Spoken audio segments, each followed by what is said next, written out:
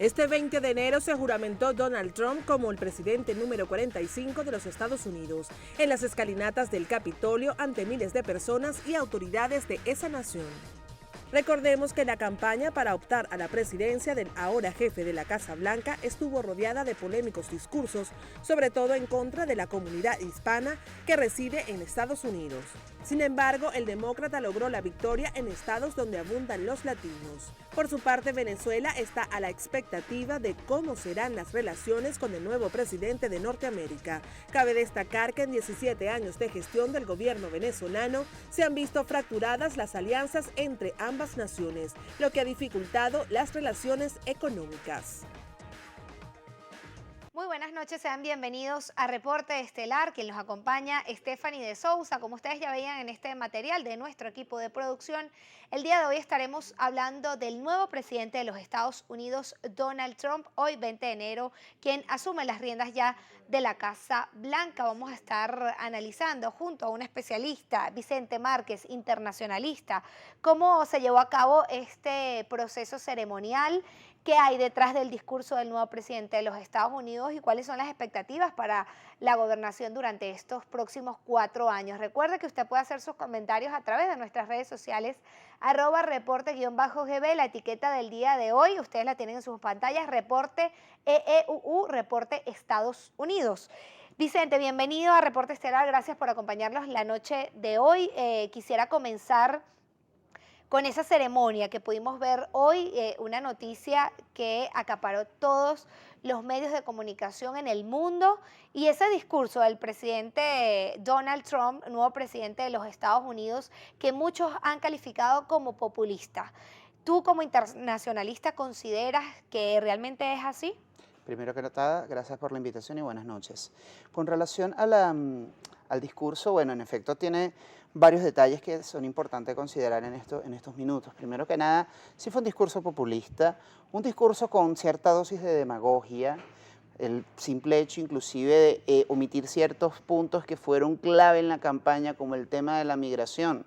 Solamente se enfocó en una frase que ha sonado mucho: vamos a encargar de reforzar nuestras fronteras. Eso fue un dardo directo hacia México y un dardo directo hacia la migración ilegal. Es decir, no se olvidó de eso en su discurso, que tuvo más aires de discurso de cierre de campaña que un discurso de un estadista tomando juramento y posesión de un cargo.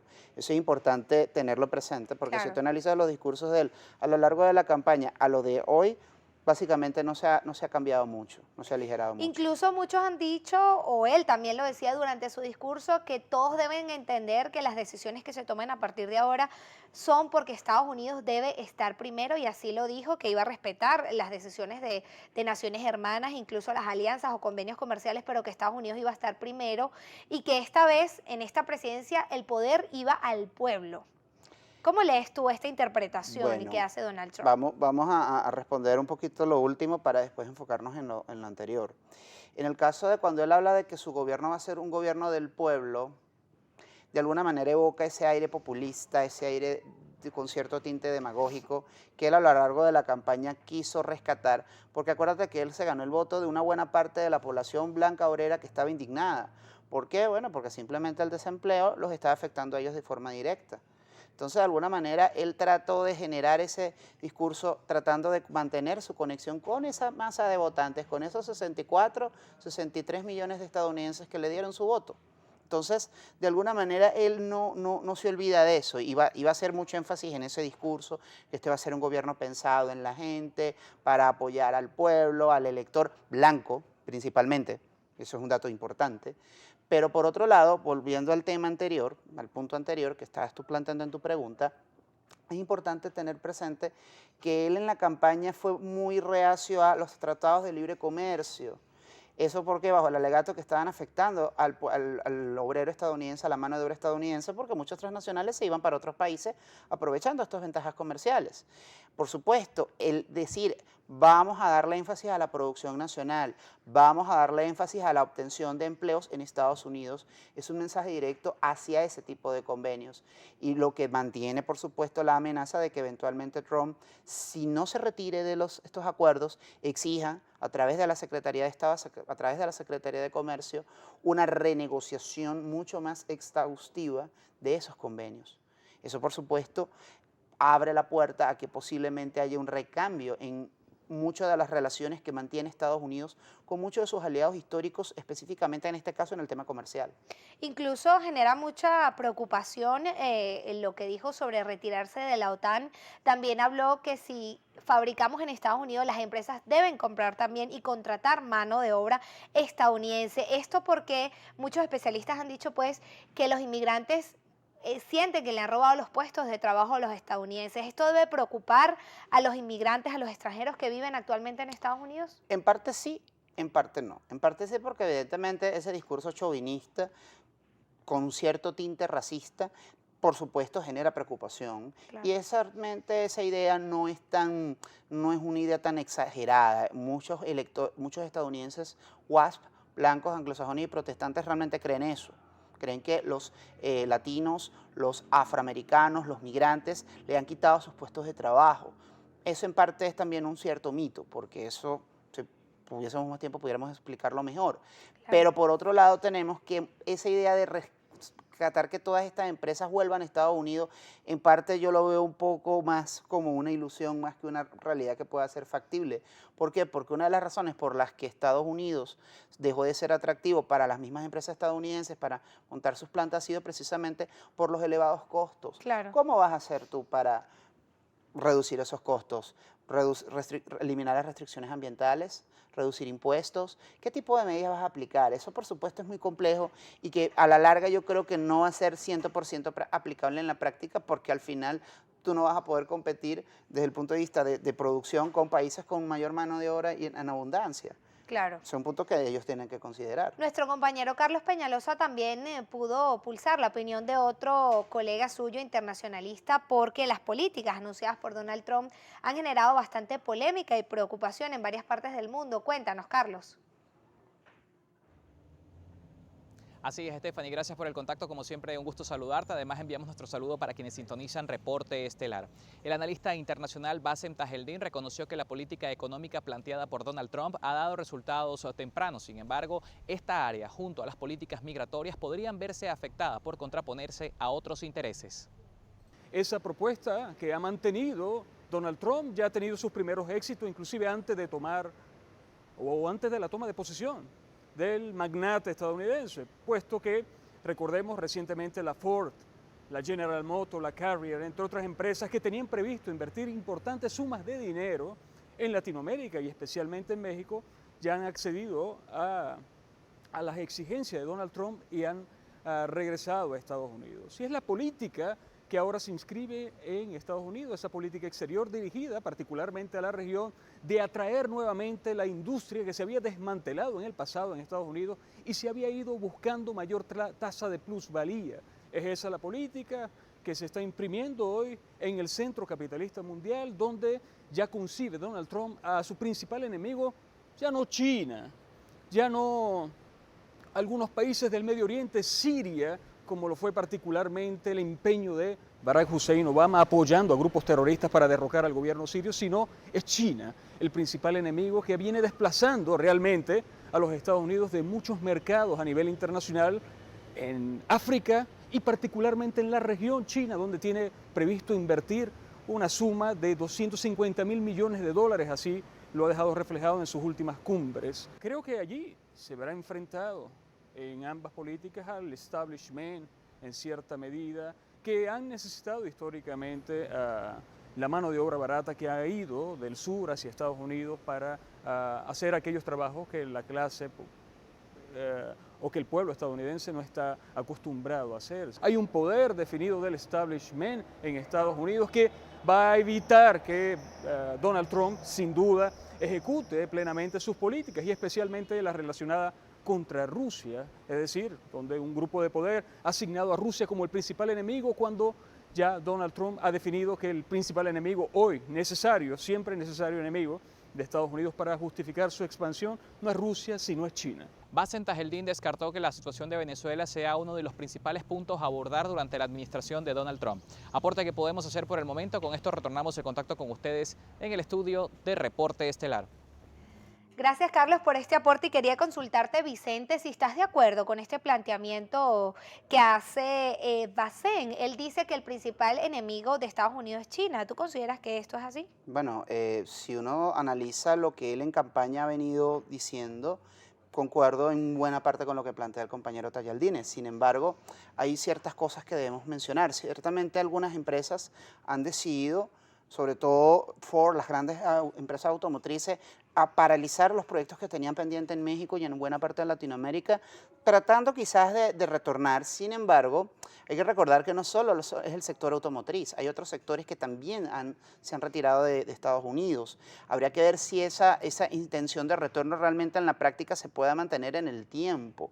¿Por qué? Bueno, porque evidentemente lo que él también plantea es muy cierto. Ellos van a buscar siempre mayores tasas de plusvalía para poder seguir haciendo negocio. Claro. ¿Hasta qué punto tú puedes seguir manteniendo esos niveles de plusvalía en Estados Unidos cuando existen demandas que están insatisfechas? Vamos a leer la participación de nuestros televidentes a través de nuestras redes sociales, @reporte_GB, la etiqueta del día de hoy, Reporte Estados Unidos. Y vamos a iniciar con el usuario que se identifica como Romer Martínez. Él escribe: pidámosle a Dios que este nuevo gobierno de Estados Unidos traiga beneficios.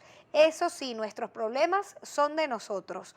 Jorvin García también escribe: Estados Unidos debe contribuir con el rescate de la democracia y la libertad en Venezuela. Saludos desde Trujillo. Y Alejandro Galué escribe: presidente Donald Trump ha prometido a Estados Unidos para sus nacionales, lo que promete un futuro difícil para los inmigrantes.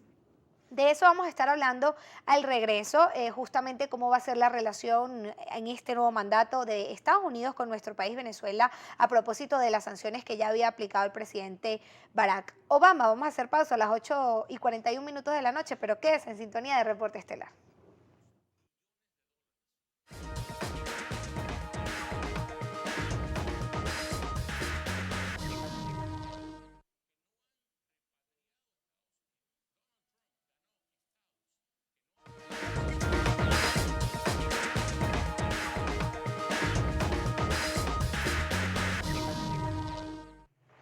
Seguimos acá en Reporte Estelar analizando al nuevo presidente de los Estados Unidos, Donald Trump, y lo que fue su discurso el día de hoy al asumir las riendas de la Casa Blanca. Sigue con nosotros Vicente Márquez, internacionalista, y quedamos en el primer corte de este programa hablando sobre cuál va a ser la posición de Donald Trump frente a Venezuela, tomando en cuenta que ya el expresidente Barack Obama había hecho determinadas sanciones a nuestro país, incluso nos había declarado como una amenaza para los Estados Unidos. En temas de política exterior, sobre todo con América Latina y Venezuela, yo considero que no va a ser una prioridad absoluta en el gobierno de Trump.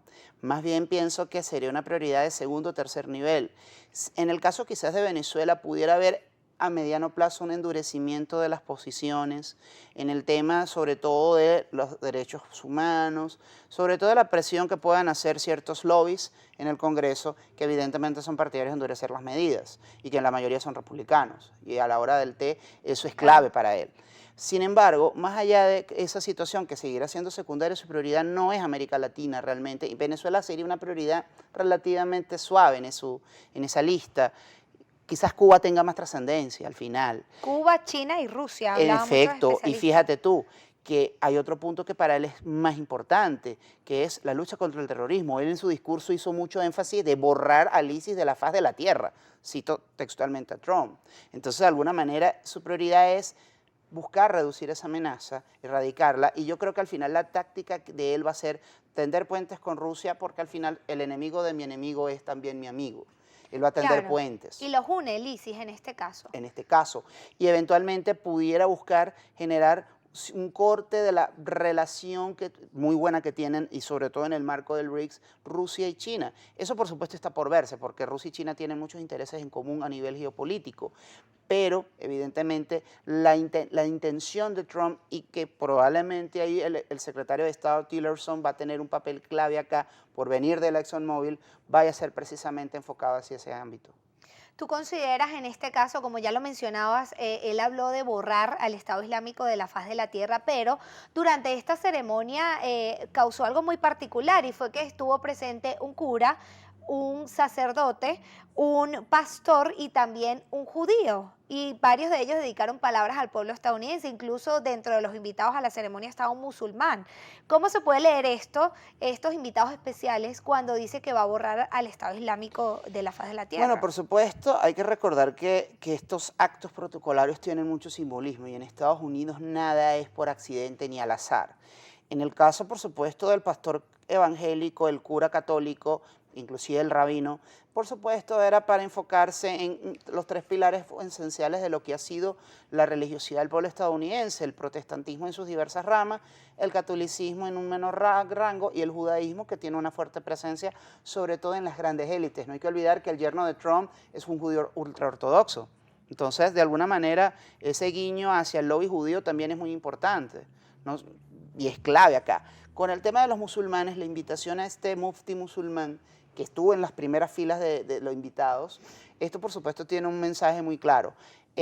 Mi prioridad va a ser erradicar el extremismo islámico, pero borrando un poco ese discurso antimusulmán que tuvo durante campaña, poniéndolo un poquito debajo de la alfombra, porque evidentemente ese granero de votos, esos 2-3% de estadounidenses que profesan la fe de Alá, es clave eventualmente a mediano plazo. Y aprovechando que hablamos de Venezuela hace tan solo minutos, nuestro compañero Carlos Peñalosa también pudo pulsar la opinión de la internacionalista María Teresa Belandria para conocer pues cuál es su posición sobre Estados Unidos y Venezuela en este nuevo gobierno de Donald Trump.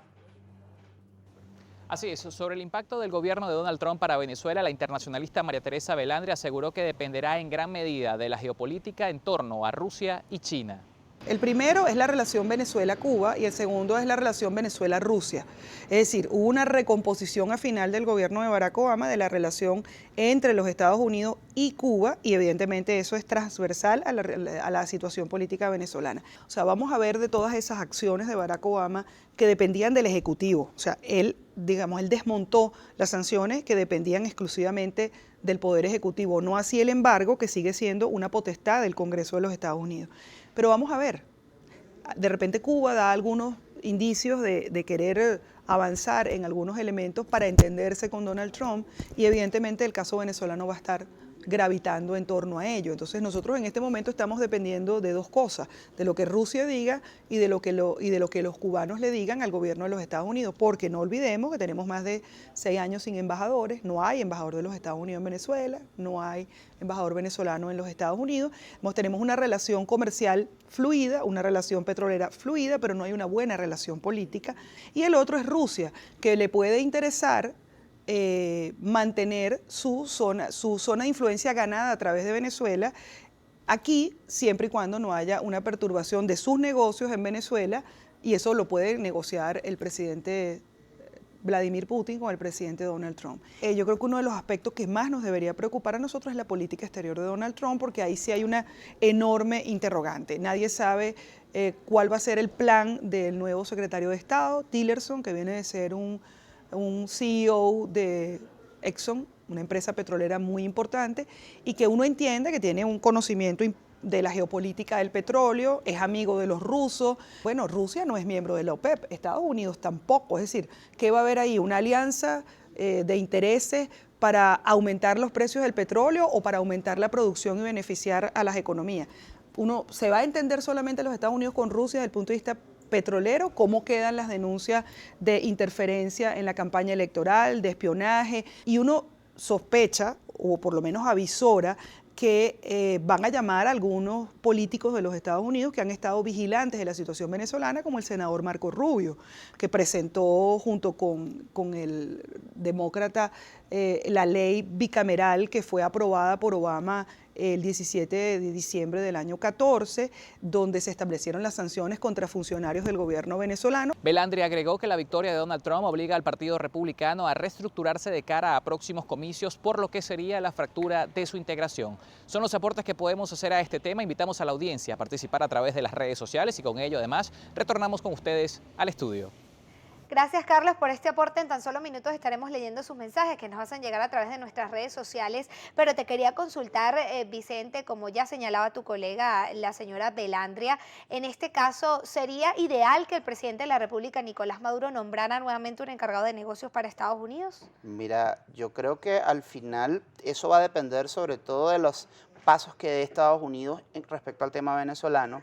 Aquí yo concuerdo tanto con Bassem como con la profesora Belandria, que aun estando las antípodas ideológicas plantean algo que es meridiano. Para Trump y la administración Trump, la prioridad no va a ser América Latina y en específico Venezuela. Va a depender mucho de la relación que tenga con Rusia, va a depender mucho de lo que se termine haciendo con China y de lo que se va a hacer con el ISIS. Entonces, de alguna manera, la posición de Trump va a estar muy enfocada en los petronegocios y en la política petrolera que va a estar disfrazada dentro de lo que es la política exterior. Por otro lado, hay otro punto que es clave acá, que es qué va a pasar con América Latina en su contexto y sobre todo con Cuba, que en efecto eso va a ser clave acá. Eventualmente hay que restablecer las relaciones y posiblemente a mediano plazo tengamos nuevamente embajadores. Vamos a leer la participación de nuestros televidentes a través de las redes sociales @reporte_GB, la etiqueta de hoy, Reporte Estados Unidos, y vamos a iniciar con Lenil Guaranipa. Él dice: considero que la política en Estados Unidos va a tener un retroceso con la mentalidad de Donald Trump. También Roque Juan Peñalver escribe: Trump debe ocuparse del rescate de la economía norteamericana y tratar de ayudar a solucionar la crisis venezolana. También Tomás Peñalosa escribe: ¿qué espera este gobierno del nuevo presidente de Estados Unidos? ¿Seguirán atacando a lo que llaman imperio? Se refiere a las relaciones entre nuestro país y Estados Unidos. Vamos a hacer a las 8:54 de la noche nuestra segunda pausa, pero ya volvemos con más de Reporte Estelar.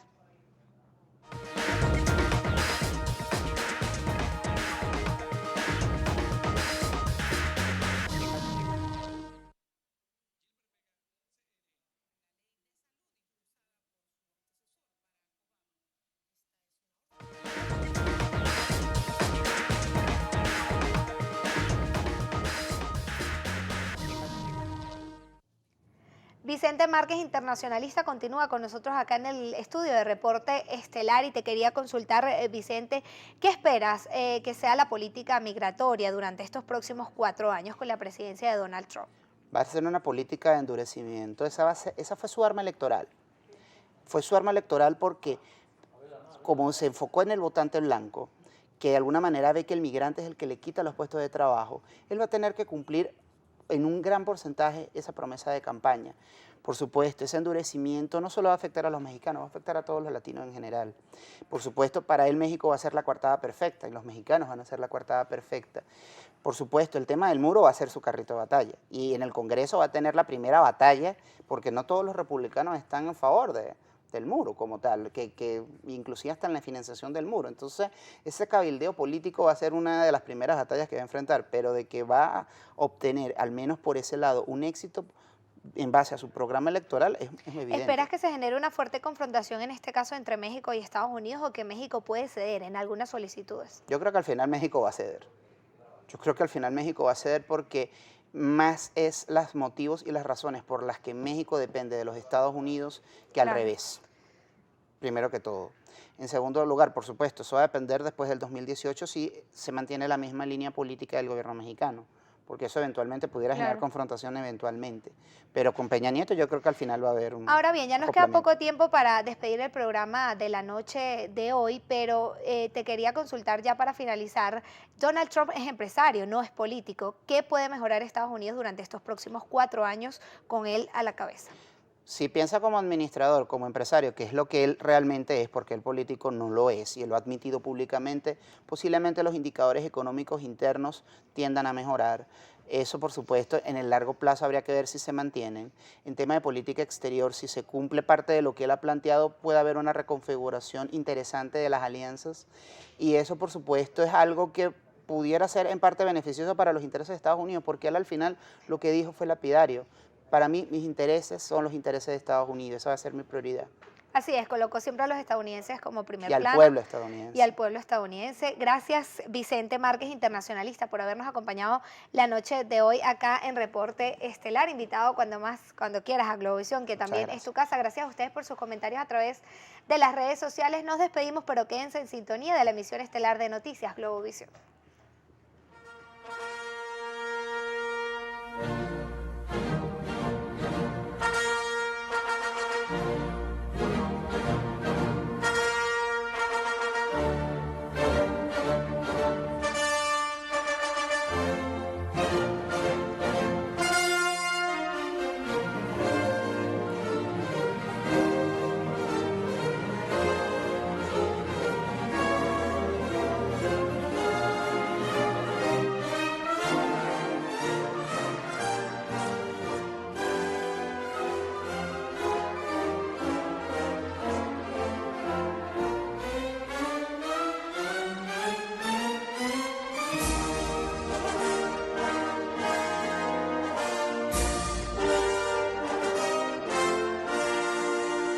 Chao.